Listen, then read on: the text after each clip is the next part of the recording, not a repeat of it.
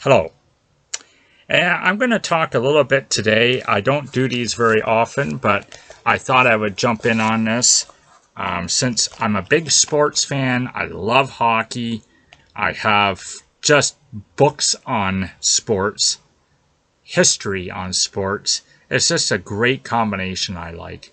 So we are in the third round of the NHL playoffs now, and I'm coming to you from Canada here.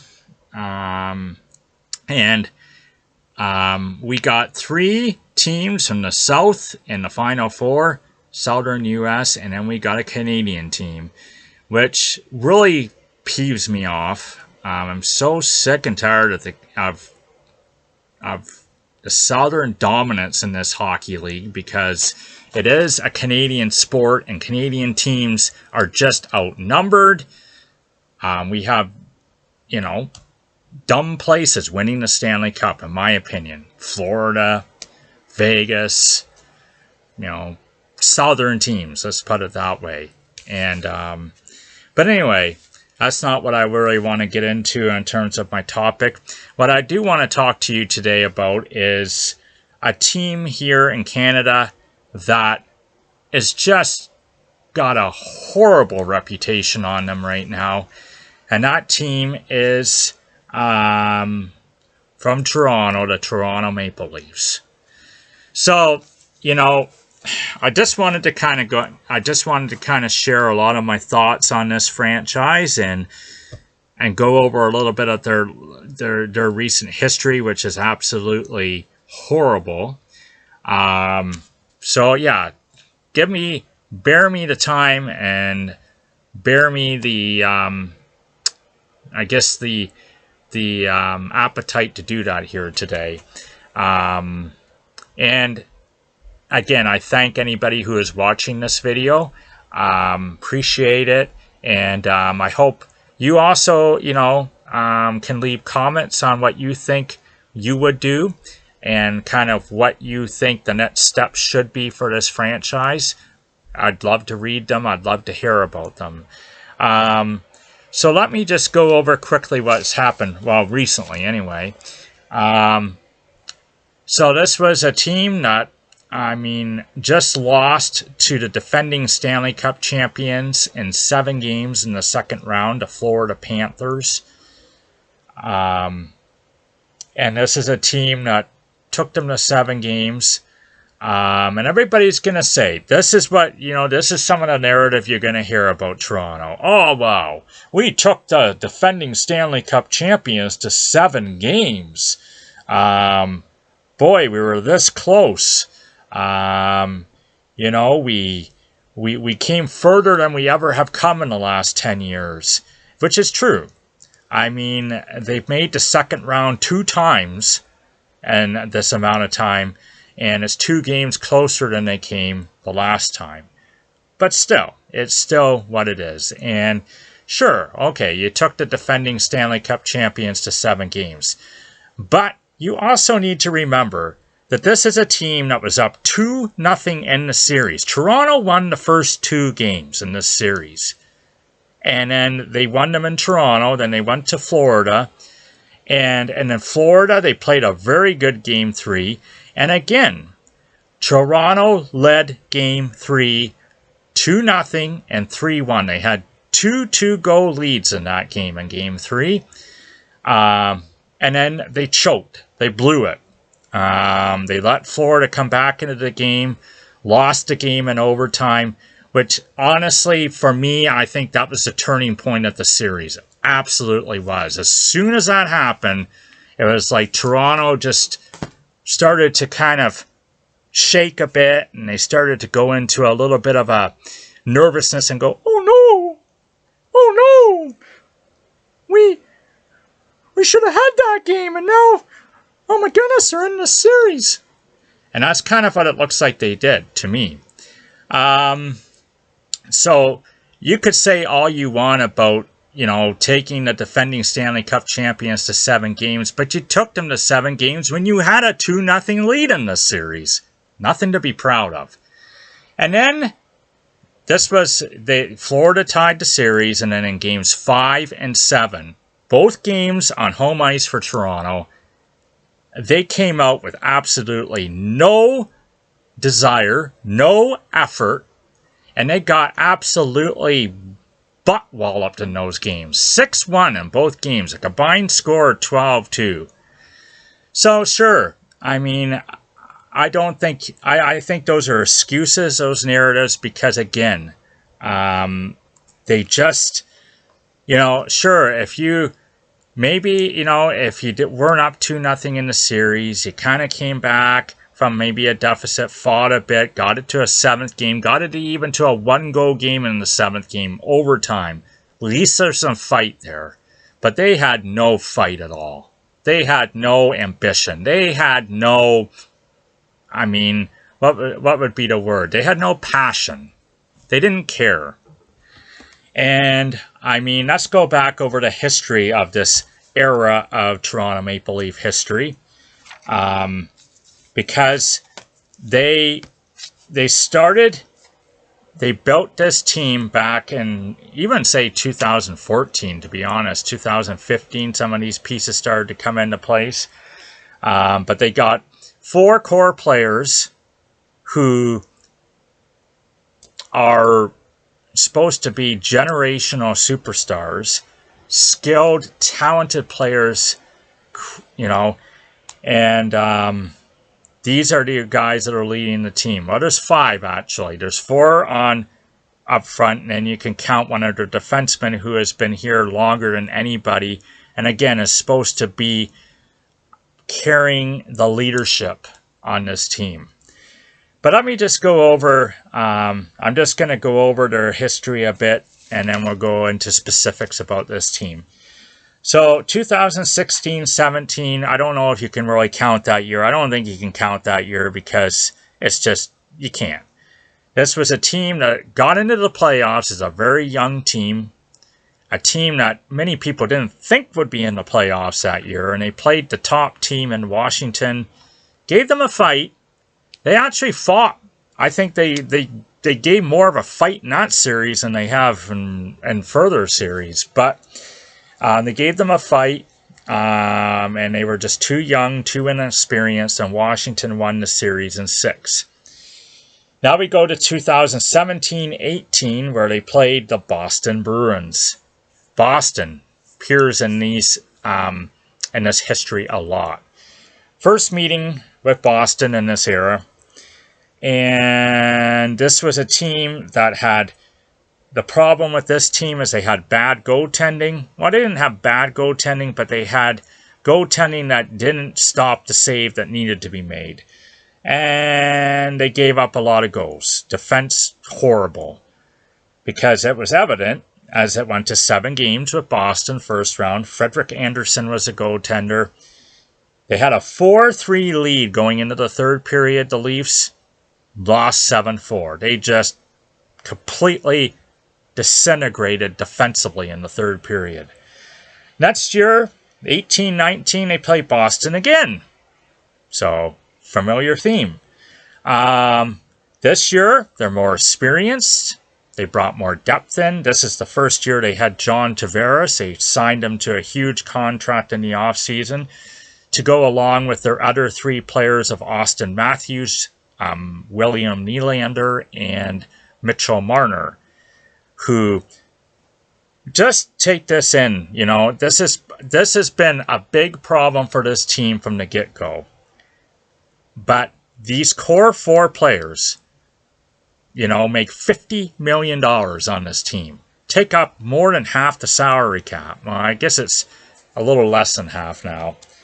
But again, this is a team, they had a 3-2 series lead, lost Game 6 on home ice, went to Boston, and again, goaltending and defense let them down. As Game 7, Boston scored 3 in the third period. Toronto just gets absolutely demolished like they did this year, 5-1. We go forward to 1920, which was an odd year. It was the COVID year. The NHL playoffs didn't start until like August. They had to push them back because of the pandemic. And then they played in a bubble with no fans. They had a qualifying round. Instead, they had 5 rounds, a qualifying round, then the first, second, third, etc. But they played Columbus in the qualifying round. Couldn't even get out of the qualifying round. They lost Game 5, 3-0. No goals, flat, disinterested, just horrible. Then we go forward to 2021, which is really 2020-21 was the year that a lot of Toronto fans were saying it's time to blow this thing up. It's not working. Blow it up. Fix it. And in 2021, they played Montreal in the first round. They won the Canadian, all-Canadian division that year. They had a different goaltender, Jack Campbell. It didn't matter. They had a 3-1 series lead. It didn't matter. They blew the series, lost in 7, losing Game 7 3-1. Again, a common theme here in Game 7. You can't win, you can't score. Period. 2021-2022, they got Tampa Bay in the first round. So Tampa Bay was in the midst of their kind of dynasty. This was the...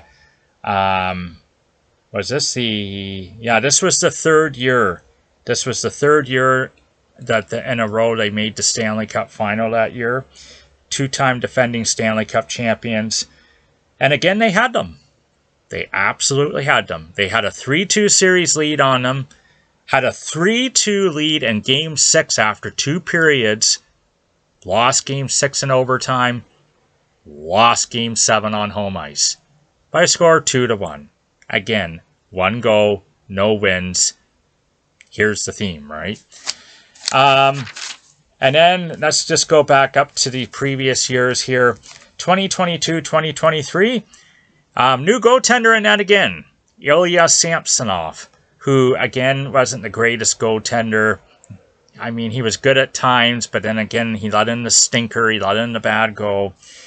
But 2022-2023, they won the first round. Got out of the first round for the first time since, 2004? Beat Tampa Bay 4-2 in the first round. Hey, we did it. We got over the choke. Nope, clearly didn't. Got to the second round, met the Florida Panthers. Florida just wiped the floor with them, 1 in 5 games. Then we go to last year where, again, Toronto meets a familiar foe in the first round, Boston. Goaltending is the same as it was the year before. Choke again because, they were down 3-1, so they certainly didn't have the opportunity to win it in 6. But they blew a 1-0 lead in the third period in Game 7 and lost 2-1 in overtime. 1 goal again in a deciding game. 1. So I'm going to go over some of this here for you once we get to this year. So this year, they finished first in their division. Never done that before. Finished first ahead of Florida, ahead of Tampa Bay. Hey, we got first place. Then they got a good matchup. They didn't have to play Tampa Bay or Florida or Boston. No, they played Ottawa, a team that hadn't been in the playoffs for 8 years. And they managed to get by Ottawa in 6, although it was a little hairy. Okay. Toronto won the first 3 games, and then they're like, they were starting to hold their sticks a little tight, and they were like, oh my goodness, we have a 3-0 lead. They lost to the next 2, managed to pull it out in 6. And you know what? To be honest with you, I've heard many people saying this, and I truly do believe it myself. If Ottawa had won Game 6, Toronto loses that series. They will. They do. Because you look at their history in Game 7s, they are not winning Game 7. There is no way, no how in this universe they're going to do that. So they would have lost that first round series in epic fashion if they hadn't pulled it out in 6. Then they get Florida in the second round. This is what I just talked about. And I talked about how they blew this series as well. I already mentioned that. Talked about the butt kickings they got on home ice in Games 5 and 7. There's more stats here I want to go over here for you. They're not good stats. So, let's just go over these. Well, in this Game 7 against Florida, they were outshot 17-5 in the second period. Alone. 17-5 14-5. And if you look at over this Auston Matthews, Mitch Marner era, their numbers are this. They're 2-15 in games where they can eliminate their opponent. 2-15. 0-7 in game 7s or one game take all for the series because Columbus one was 5 games. So they haven't won a single one of those games. 2 series wins in 9 years. And those series wins have been one against a team completely out of gas after 3 straight final appearances, and one versus a team that hadn't made the playoffs in 8 years. So take that for what it's worth. In the last 6 game 7s, the last 6 of them, they have only scored 5 goals. Again, you don't score, you're not going to win. And they don't score in game 7s, period.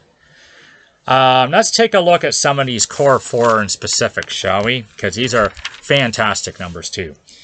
So we're talking about these core 4 in their performances from games 5 to 7 in a series. Games 5 to 7. Probably the biggest games of a series, period. Mitch Marner in these games, 26 games he's played, he has 7 assists. 7 assists in 26 games, 0 goals. -5. Not very good. Auston Matthews is a little bit better. 24 games, 10 goals, 10 goals, 6 assists, 16 points. Okay, do the math. 16 divided by 24 is not a point a game. He's -8 as well. So not a good number there. John Tavares, 5 goals, 5 assists, 10 points in 18 games. Again, not even a point a game producer. We'll say he scored 1 goal in game 7. He does got to go in a game 7. Good for him, but again, not enough. Not nearly good enough when you're paying these guys the amount of money you are. And William Nylander is probably the best out of all of them. I'd say he's probably the most consistent guy. He does usually show up more often than not. 8 goals, 8 assists, 16 points in 24 games. And he's a -1. So, I mean, not as bad as -8 or -5. And he has 2 goals in game 7s. So he has scored in game 7s. But you put those numbers together out of those 4 players, a combined -15 for them in those games and games 5 to 7 of a series. Not what you want to see from your top 4 players. Not at all. And here's another number. The Buffalo Sabres have missed the playoffs for 14 straight years. Okay, 14. And since 2004, Buffalo has twice as many series wins as Toronto. And they've missed the playoffs the last 14 years. Wow. Not very good numbers. So you sit here and you go, okay, what do you do to this team? Right? This is now, 9 years of this era. And it's clearly broken. And I think it's safe to say this team is never going to win a Stanley Cup, never compete for a Stanley Cup, with the way this team is constructed currently. So I think people say a lot of it is mental, which it absolutely is. There's something mentally, psychology in these heads that they just, when the push comes to shove, they're not tough enough. They can't win. They cannot do it. They back away from physicality. They back away from wanting to get into the corners and fight for the puck. They just do, because it's mental. It's also due to the fact I think all 4 of them are kind of play the same way. They're similarly constructed, and you can't have 4 similar players up front making $50 million and expect to succeed. It's just not going to happen. So this is an off season that's going to be very curious for this franchise, I think. And I think it's come to a point because of they had fans throwing jerseys onto the ice in Game 7, leaving beginning of the third period. And, I mean, I don't think that's... I mean, that's going maybe a little extreme because that gets dangerous, right? It can trip a player up if they skate over a jersey. It's dangerous. But I get where they're coming from. They're frustrated. They're tired of seeing this team fail time after time after time. And they're voicing it. So I think with the way things are right now on that front, you gotta make changes. This is the time. This has to be changed in a major way. And they have the opportunity to do it this offseason. They really do. Because Mitch Marner and John Tavares, 2 of the core 4, are free agents. Their contracts are done. And, you know, I think as a franchise, you should say bye to both of them. And you shouldn't even, you shouldn't even try to keep them. Just let them walk. This is your chance to break up the core 4. I think you seize it. And so let's start there. Okay, Mitch Marner's a free agent. I think, from the gist I get, I think he wants a change too. I think there needs to be a breakup of this relationship. So I think he's going to leave Toronto. Where he'll go, I don't know. I think I could see him going to Chicago or Detroit. 2 teams that need help learning how to win. Because he's not going to go to a team that's just a piece away from a Stanley Cup, I don't think. Because he's not that player. But he is a good enough player in the regular season to give a team regular season success, a team that hasn't seen regular season success in a while, like Chicago, Detroit, maybe even down out west like San Jose, Anaheim, those teams. But I think you got to move on from Marner, number 1. Number 2, there's a lot of talk about John Tavares wanting to come back to Toronto. He likes it in Toronto. He wants to come back. And there's a lot of talk about them offering him a contract. There really is. He makes $11 million. He was making $11 million a season. There's no way you pay him that kind of money. He's not worth $11 million now. Honestly, I think even $5 million a season is kind of generous. But the question is, again, he wants to come back, but the question is of the money, And if I'm Toronto, I'm not offering him a lot of money. And if he gets a deal somewhere else that's better, he should take it. And I don't know why he'd want to come back to begin with. This is a franchise that is in disarray, and he should just go move on somewhere else. I think he would be good on a young team too, to be honest. A young team that is rebuilding, that needs kind of some veteran presence like him. I think that would be a good fit. So he should be on his way out too. Brendan Shanahan, the president of this team that constructed this roster, that had the Shanna plan, said, I believe in this core. I believe in this team. I mean, and his contract's up anyway. And even as I make this video now, there's a lot of rumors he's talking with the New York Islanders. So I think he's as good as gone. And I think he should be. There needs to be, this is a horrible plan. It did not work. He needs to be on his way out. So that would be another thing that seems like a no-brainer to me. He's gone.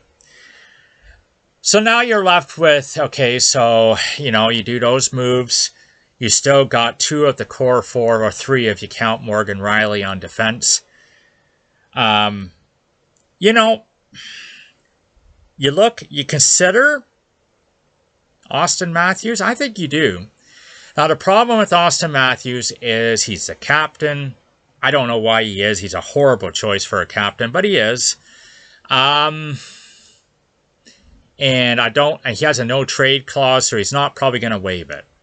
Unless he willingly initiates that. Unless he says, hey guys, I'm tired of this crap.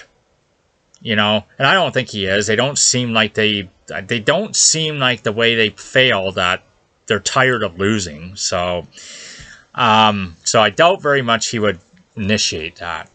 But it is certainly something, certainly you could openly listen to offers for him. If you got some team coming in saying, hey, like offering you something, maybe you talk to Matthews and say, hey, is there any chance you've moved that no trade clause to go somewhere?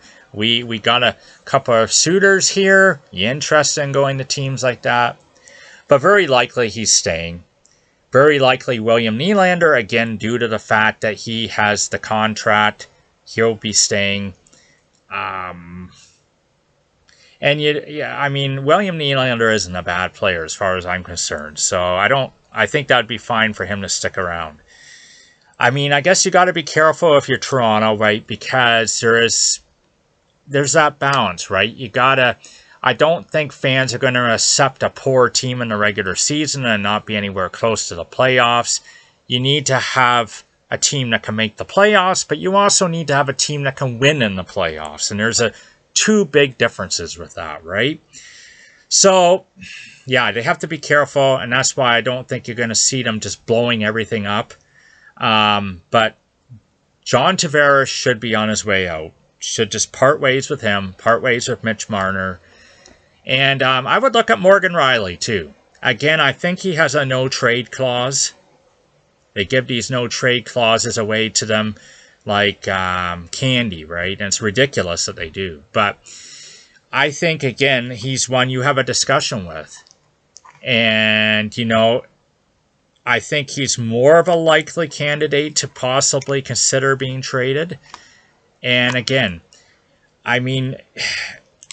with Marner and Tavares, you're probably losing them for nothing. But in the same sense, you're clearing off, you look at how much you're clearing off. Like, you're clearing off, over $20 million a season off your payroll. So I think what you want to do is you take, and again, you could probably even get more money back if you can find a way to get rid of Rielly and his $7 million contract. And then you bring in guys that can win. There's been a lot of talk about Sam Bennett and Brad Marchand from Florida. They are winners. But again, I'm not sure they want to come to Toronto. Why? Again, and I don't think you're going to see that. But, there are other kind of hard-nosed guys out there. I think you need to get hard-nosed guys that aren't skilled like Marner and Tavares that can score. But get guys that can score but have a lot of toughness to them. Because they're missing that. They're missing that winner aspect of things. They're missing that dog aspect of things. And so I think that's kind of the moves you need to make. Now, they have other players that can be moved out to create salary, and I think they're going to, some of the bottom role players. I think you look at moving Kelly Yarncrook out. You get rid of his salary. Get rid of a guy like David Kampf, a fourth-line center. They're paying him quite a bit of money for a fourth-line center, and they didn't even hardly play him. So those seem like logical guys to kind of move out to clear up salary. But I think what you got to do, I think this is what you got to do with this team, is blow up the core four. You can do that by letting Tavares and Marner walk. Pure and simple, straightforward. They're free agents. You don't have to worry about their no trade clauses. They are free agents, so let them walk. And you get rid of two of your core four. And again, you look at maybe looking at Morgan Rielly, a trade for him, Auston Matthews. But again, I don't think Auston Matthews is going anywhere. Because again, you need to have some good, you need to have some of that goodness to your team, right? And I think, this is very similar, I think, to when Florida, somebody pointed this out, and I think it's absolutely true. When Florida, when Florida won the President's Trophy a few years ago and then flamed out in the playoffs, great regular season, flamed out, they looked at their team and said, okay, let's let's try to change this. And they made that massive trade with Calgary, right? Jonathan Huberdeau for Matthew Tkachuk. And I think that's when Bennett came over too from Calgary. And, you know, they changed their team just like that with one move. And then the next year, of course, they were an 8th place team, just squeaked into the playoffs, but they went to the Stanley Cup final. I think that's what Toronto needs to look at. So you make major changes to this team, and maybe then Toronto next year is just a team that squeaks in. But they're built more for the playoffs, and then they can succeed in there, right? So I think that's, you know, this is my observation of Toronto and what they should do. But it really has been almost a whole decade of losing. This team knows nothing about success. Well, regular season success, yes, they do. They're very good in the regular season, but that doesn't mean anything. They don't know how to win in the playoffs. And you need to bring in a different mentality. You need to change the players up. I think that's where this team needs to go. So, anyway, that's my thoughts. And so, just wanted to do this, talk a little sports, and I love to do this kind of stuff. So, anyway, thank you for watching if you did. Talk to you again.